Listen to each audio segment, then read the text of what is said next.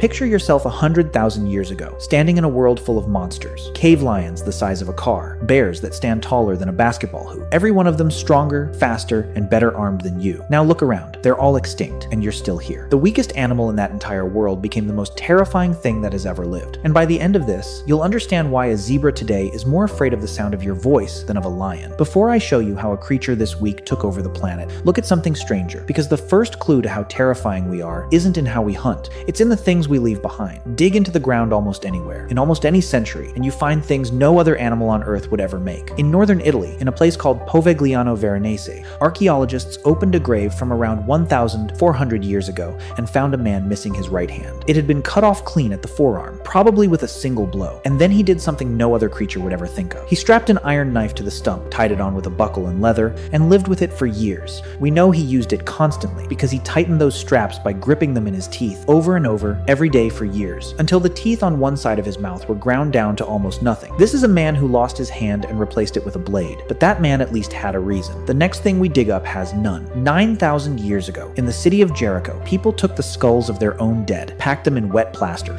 and pressed seashells into the eye sockets to make them look alive again. Then they painted them and kept them inside the house, under the floor where the family slept, close enough to look at every single day. And it gets stranger. On a Scottish island called South Uist, archaeologists found two bodies buried under the floor of a house 3,000 years old. They looked ordinary at first, but when the bones were tested, nothing matched. One skeleton had the skull of one person, the jaw of another, and an arm and a leg from two more people entirely. It wasn't a single body at all. It was several different people, taken apart and rebuilt into one, then soaked in a bog to preserve the flesh and kept above ground for years before anyone buried it. And some of those parts came from people who had died centuries apart, which means someone held on to these pieces for generations, waiting before they built the final body. These people didn't just keep their dead, they took them apart and made new ones. But keeping the dead and rebuilding them still comes from something like love. The last one doesn't. In Kenya, in a region called Turkana, scientists dug up a single shin bone. It is 1.45 million years old, and a researcher named Brianna Pobiner found 9 cut marks on it, made with a stone tool, sitting exactly where you would slice to strip the muscle from the bone. It's the oldest clear evidence we have that one of our own relatives butchered another for its meat, and this was more than 1 million years before modern humans even existed. No other animal buries its dead, or paints them, or cuts its own kind apart with tools. We've been doing strange, deliberate, unsettling things since long before we were even us. But being strange isn't the same as being terrifying. To understand why the entire animal kingdom is afraid of us, you have to go back to the one thing this soft little creature could always do better than anything alive. Picture a man on that open grassland in the heat of the day, watching an antelope graze a few hundred meters off. He has no bow and no trap, just a sharpened stick and a body that would lose a straight fight to almost everything out here, so he doesn't fight it. He just starts walking toward it. The antelope bolts instantly, explodes across the plain at a speed the man could never touch, and in seconds, it's a dot on the horizon. But the man doesn't chase, and he doesn't speed up. He just keeps walking in the same direction, at the same steady pace. He finds it again an hour later, resting in the shade. It bolts again. He keeps coming. Here's what the antelope's body can't understand. Every sprint builds up heat, and an animal buried in fur has almost no way to get rid of it. It can't sweat like you can, and it can't pant and gallop at the same time, because it can't do both with the same breath.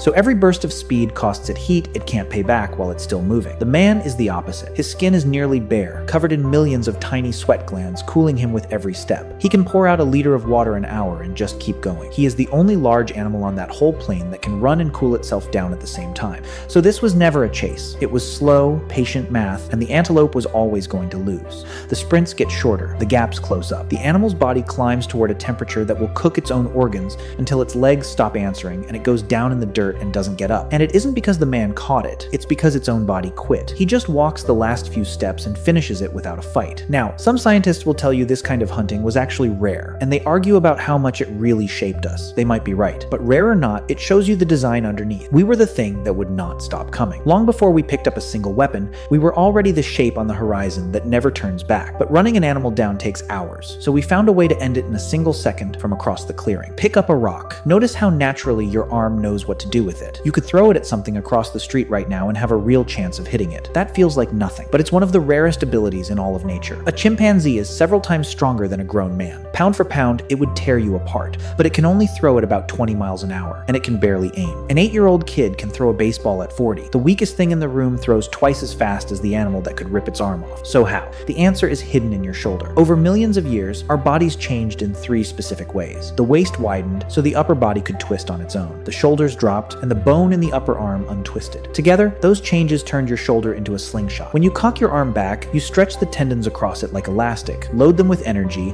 and then release it all at once to catapult your arm forward. It's the fastest motion the human body can make, and it shows up in the fossil record around 2 million years ago in an ancestor called Homo erectus. Think about what that meant. Every other predator on Earth has to touch its prey to kill it. The lion has to close its jaws on you. The wolf has to reach you with its teeth. To eat, they have to walk right into the range of hooves and horns, and they get hurt doing it. We didn't. We became the first animal that could kill from a distance, standing somewhere safe, while the prey never got close enough to fight back. It started with a thrown rock, then a sharpened spear, then a spear you could launch even harder. And every weapon in human history since is just a longer, deadlier version of that same moment, when a weak little primate realized it could reach out and end a life from across the clearing. But one human with a rock is still just one human. What turned us into a nightmare was what happened when we stood together. Watch a pride of lions hunt, or a pack of wolves, and it looks like teamwork. It isn't, not really. Each animal is just chasing its own best shot at the prey, and the results happen to line up. Chimps hunt in groups too, and it's the same story, with every chimp out for itself. Scientists call this hunting in I mode. Humans do something no other animal can. We hunt in we mode, working from one shared plan. One of us drives the prey, others wait at the ambush. Someone signals, and everyone adjusts at once, because everyone is holding the same picture in their head. And here's the part nothing else alive can do. Each person knows that the others know the plan. You know that I know that we're doing this together. A wolf pack is just a group of wolves. A band of humans is one mind spread across a dozen bodies. It's a single intention with 30 pairs of hands, and it can plan for tomorrow, remember yesterday, and pass down everything it learns to the next generation. You're not scary because of your body. You already know your body is weak. You're scary because you were never really fighting as one person.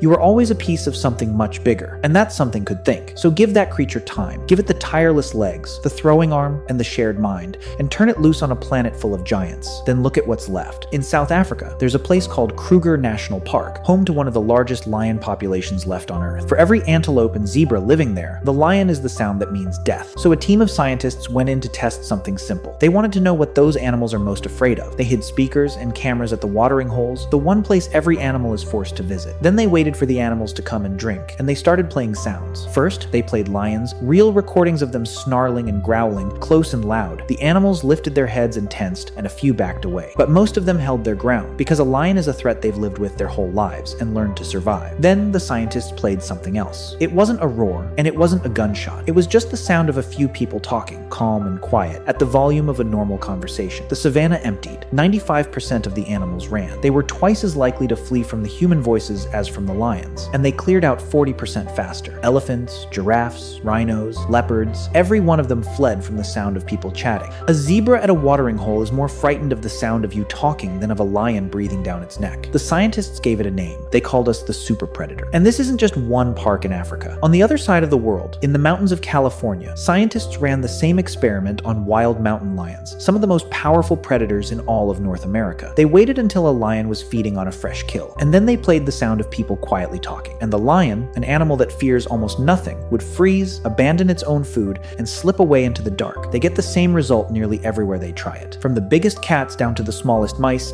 the entire natural world has quietly agreed on one thing. The most dangerous sound on the planet is a human voice. You've spent your whole life a little afraid of the wild. You're afraid of the dark, of the animals out there, of whatever waits at the edge of the firelight. But turn that around. You are carrying every piece of it right now. The tireless legs that ran the antelope into the ground, the arm that kills from across a clearing, and the shared mind that emptied whole continent. It's all still in you, right where you're sitting. To every other animal alive, you are not the one who's afraid of the dark. You are the thing in it. You are the monster they spent a million years learning to fear. And the most terrifying part is that you walk around every day, soft and slow and clawless, completely convinced you're the weak one, having forgotten what you actually are.